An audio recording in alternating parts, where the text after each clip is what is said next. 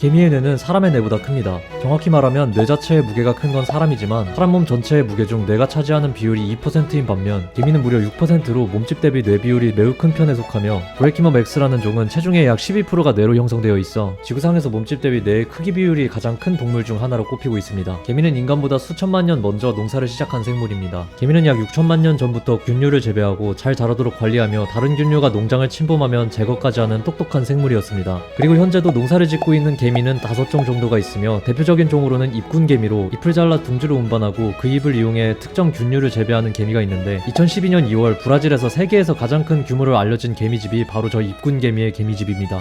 흰개미는 사실 개미가 아닙니다. 우리가 알고 있는 흰개미는 사실 개미가 아니라 바퀴벌레 쪽에 더 가깝습니다. 개미는 약 1억 4천만 년 전 백악기 시대의 어떤 벌목무리에서 벗어나 진화를 했지만 흰개미는 그보다 훨씬 더 옛날인 약 1억 7천만 년 전에 바퀴목에서 개미나 벌처럼 사회성을 갖춘 상태로 진화했습니다. 이걸 뒷받침할 근거로는 일부 개미들은 벌과 똑같이 침이 있지만 흰개미에겐 침이 없고 벌과 개미는 번데기 과정을 거치고 성충으로 성장하지만 흰개미는 바퀴벌레와 똑같이 번데기 과정을 거치지 않는 불완전 변태를 하는 곤충입니다. 나는 불안정한 변태. 일개미는 모두가 암컷입니다. 지구에 있는 모든 생물은 자신의 유전자를 남기고 싶어 합니다. 개미도 예외는 아니지만 개미는 이보다 조금 더 특이한 방법으로 유전자를 남깁니다. 내가 직접 자식을 낳아 대를 잇는 보통의 동물들과 달리 개미는 내가 번식을 포기하고 어머니를 도와 여동생들을 키우는 것이 내 유전자를 세상에 퍼뜨리는 데 더 유리하도록 진화했습니다. 결과적으로만 말씀드리면 자신이 번식을 하고 자식을 낳으면 유전자 50% 정도가 같지만 자신의 자매들은 75% 정도나 유전자가 같기 때문에 보다 효율적인 유전자 보존을 택한 겁니다. 결과만 말씀드려서 무슨 말인지 정확히는 이해가 안 되실 겁니다. 궁금하신 분들은 직접 구글링해서 찾아보시는 걸 추천드립니다. 여기서 하면 설명 뒤지게 길어지니까. 여왕개미는 사실 노예 같은 존재입니다. 여왕개미는 여왕이라는 단어 때문에 군대를 호령하고 절대 권력을 휘두르는 왕을 상상하지만 실제는 일개미들에게 철저하게 통제받고 평생 어두운 땅속에서 알만 낳도록 강요받는 종신 노동자에 가깝습니다. 비응신. 일개미들이 여왕을 지극정성으로 모시는 이유는 오로지 유전자를 퍼뜨려줄 알을 낳아주기 때문입니다.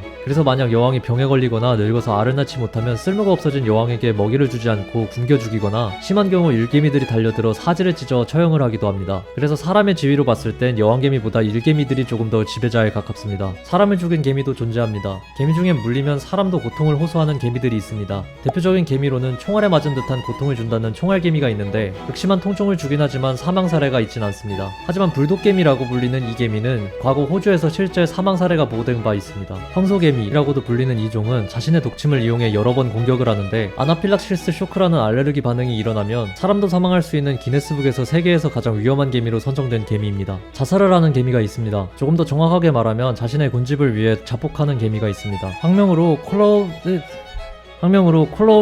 콜로옵시스 익스플로덴스라는 이 개미는 적을 만나면 개미집과 동료를 지키기 위해 배근육을 강하게 수축해 몸을 터뜨려 노란색의 끈적한 독성 액체를 분출하는데 카렌의 향신료같이 아주 독특하고 강렬한 냄새가 난다고 합니다. 자폭 임무는 주로 소형 일개미가 전담을 하며 대형 일개미들은 큰 머리로 개미집 구멍을 막는 성병 역할을 합니다. 세상에서 가장 작은 개미와 큰 개미는 얼마나 차이가 날까요? 세상에서 가장 작은 개미로는 왜 이렇게 다 어려워 씨발. 카레바라 아토마로 몸 길이가 약 1mm 이하인 초소형 개미입니다. 주로 습한 숲 바닥에 부속물이나 썩은 나무 틈새에 숨어 지낸다고 알려져 있습니다. 반대로 가장 큰 개미는 디노포네라